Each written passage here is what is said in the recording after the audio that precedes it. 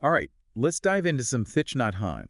You guys sent over some really interesting stuff from his book, No Death, No Fear, a Dharma Talk, and even writings from the Plum Village website. Looks like someone's ready to tackle suffering, mindfulness, and the whole well-being thing. You got it.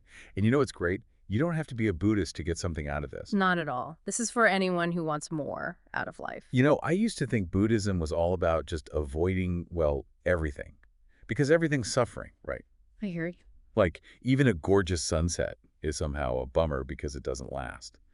But Thich Nhat Hanh, he actually pushes back on that. Yeah, that whole everything is suffering thing, it's often linked to the three kinds of suffering. Right. And Thich Nhat Hanh, he points out that getting stuck on that can lead to, like, despair, which misses the whole point of what the Buddha was teaching. So it's not about dwelling on what's wrong. It's about recognizing the good when it's there. Exactly. It's about the whole experience, you know? Okay, so less doom and gloom, more about mindfulness. Mindfulness, yeah. Which, in the Dharma talk, Thich Nhat Hanh calls a holy energy. That's what caught my eye, too. Right. Makes you wonder, is mindfulness just paying attention, or is there something, I don't know, more to it? Well, I don't think it's about becoming a saint or anything like that, but there's definitely something powerful about being aware, about bringing a sense of, I don't know, sacredness to everyday stuff. Think about it. How often are you really present when you're breathing, walking, even brushing your teeth? Not that often, if I'm being honest. My mind's usually off on the next thing. And that's where mindfulness comes in. It's about being right here, right now, not judging, just paying attention, like really savoring those little things we usually do on autopilot. Okay, so we've got the misconception of everything being suffering, and we've got the power of mindfulness. But how do those two connect? Where does well-being fit into all of this? That's where it gets really interesting. Thich Nhat Hanh doesn't say to avoid suffering. He says to try and understand it. He even compares suffering to a crying baby. A crying baby. Okay, how's that, like, I don't know, stress at work? Think of it this way. If a baby's crying, you don't just ignore it or try to shut it up, right? No, of course not. You pick them up, you comfort them, you figure out what they need. And Thich Nhat Hanh is saying we should do the same with our suffering. Meet it with compassion, not resistance. It's by understanding our suffering that we learn from it, and then we can actually find our way to well-being. So it's about being aware of the pain, but not letting it, consume you. Right. But then how do we actually change things? We can pay attention, we can try to understand, but what's the next step? Well, Thich Nhat Hanh talks about this idea of the four nutriments. It's a way to look at what shapes our experiences. And the first one's pretty simple. Edible food, what we eat. Makes sense. We are what we eat. But I'm guessing it's not just about food. You got it. The second one is sense impressions. Everything we take in through our senses. So it's not just what you put in your body, but what you put into your mind. All the sights, sounds, even like scrolling through social media, it's all food for thought. So we need to be as mindful of what we watch and listen to as we are of what we eat. That's powerful. It is. Wow. And then there's the third nutriment, which is volition. That's about our intentions, our desires. What are we working towards? What are we pushing away? Are those desires even helping us, or are they keeping us stuck in bad patterns? So it's not just what happens to us. It's about the choices we make, what motivates us. Exactly. Gotcha. And then finally, there's the fourth nutriment, consciousness. This one's a little trickier, but basically it's all the stuff from our past. Experiences, conditioning, everything. It's like the foundation of our present moment. So it's this whole mix of what we take in, what we want, and all the stuff we've already been through. Yeah. And Thich Nhat Hanh, he tells these really powerful stories to show how much these nutriments matter. Like, there's one about this couple who gets so desperate in the desert that they end up eating their son's flesh. Or there's this image of a cow with a horrible skin disease and is constantly getting eaten by insects. Those are intense examples. Yeah, but they really get the point across. What we consume, both physically and mentally, it has a huge impact on us. It makes you think, which of these four areas do you need to pay more attention to? Those stories really stay with you, don't they? It's like we're so used to thinking about food as what we put in our mouths, but he's saying we're always eating with our minds, too. Yeah. All those images, the ideas, the conversations. It's a lot. It is. It really makes you think about what we're feeding ourselves mentally, Yeah. you know? Is it good stuff or is it junk? That's such a good question. I know sometimes I fall into that trap of like the negativity on social media, the news, Yeah. and then I feel drained, anxious. Like I eat a whole bag of, I don't know, mental junk food. It's the same idea. But just like with food, we can choose what we take in mentally. We can choose stuff that lifts us up, inspires us, things that connect us to, what we really care about. So less doom scrolling, more joy scrolling, finding those stories that show us the good stuff, the beauty, the I kindness. like that joy scrolling. We got to make that a thing. Right. And it's not just what we see and hear, it's the conversations we have, what we're thinking about. Are we beating ourselves up or are we being kind to ourselves? It all comes back to mindfulness, doesn't it? If we're not paying attention, it's so easy to just take in whatever's thrown at us, whether it's a bag of chips or some nasty comment thread. Exactly. Mindfulness gives us that space to choose, to step back, see what's happening, and then decide, is this good for me or is this hurting me? And that's powerful, right? That moment of choice. It is. But even if we understand all this about mindfulness and the four nutriments, suffering's still part of life, right? Yeah. We can't just meditate our problems away. True. And Thich Nhat Hanh doesn't say we can, but he does offer this really interesting way to think about suffering. You know the Four Noble Truths. Usually they start with the truth of suffering, but Thich Nhat Hanh says we should start with the truth of well-being. So instead of focusing on what's wrong, we focus on what's possible. Yes. He's making the point that well-being isn't something we have to, achieve way down the line. It's already here.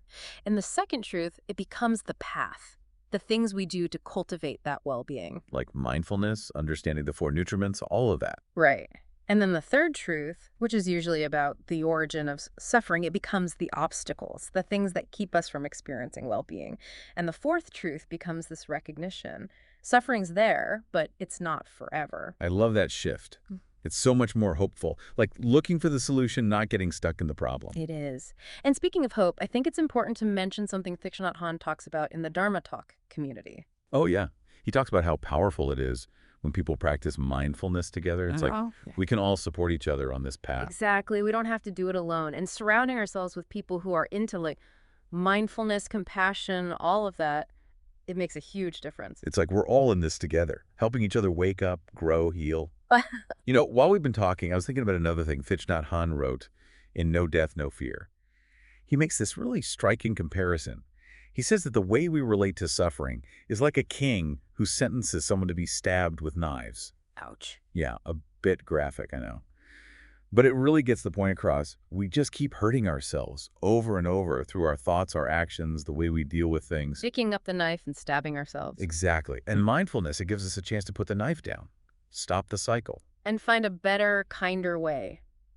As we're talking about all this, I keep coming back to this story Thich Nhat Hanh tells about the farmer who loses all his cows in a sesame crop. And do you remember what the Buddha says to the monks? Yeah. He says, you know what? You're the happiest people on earth because you don't have any cows or sesame plants to lose. Right. Just hits you. Sometimes the things we think we need, things we're attached to, they're actually causing our suffering. Because if we're so worried about losing something, we're always going to be afraid.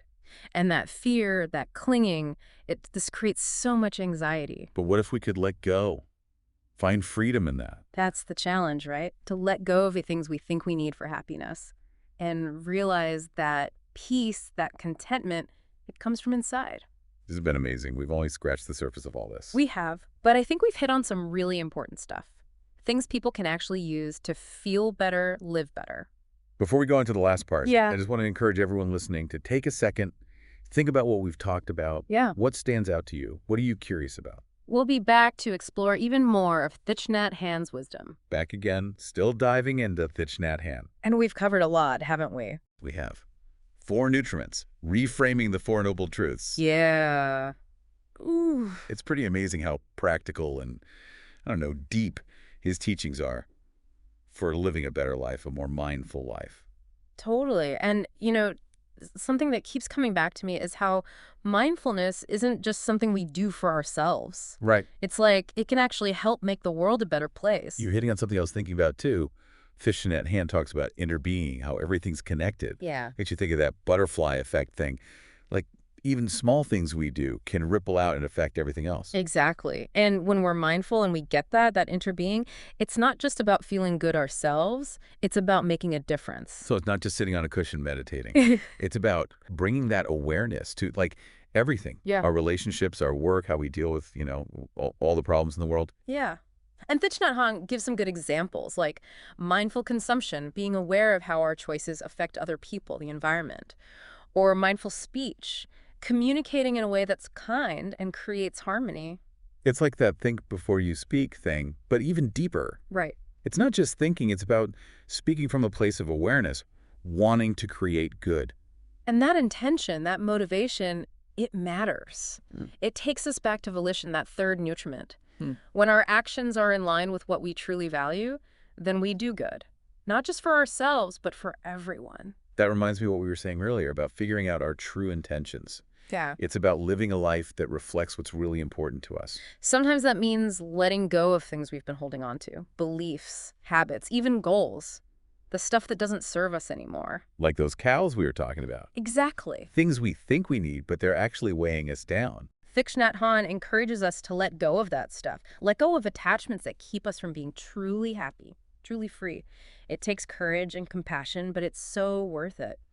That letting go process, it can be tough, though. It can. It's like we have to be that compassionate mother to our own inner crying baby, Yeah. holding those difficult feelings gently while we go through those changes. That's a beautiful way to put it. And it reminds us that this whole mindfulness journey, it's not always easy. There are ups and downs, moments of clarity, moments of like, what am I doing? It's a practice, a lifelong thing. Yeah, and that's what makes it so interesting. There's always more to learn, more to grow. Wrapping up this deep dive into Thich Nhat Hanh, I just feel so inspired by his teachings. So simple, yet so profound. Yeah, he really shows us a way to live a better life, a more meaningful life. And anyone can do it. It all starts with one breath, being present, being willing to look inside ourselves, and then share that compassion with others. If there's one thing I hope people take away from all this, it's that well-being isn't some finish line. It's a direction we're moving in. One mindful step at a time, one breath at a time. Exactly. So everyone listening, keep exploring, keep practicing, and keep feeding your minds with good stuff, like the wisdom of Thich Nhat Hanh. Until next time, may you find peace and well-being at every moment.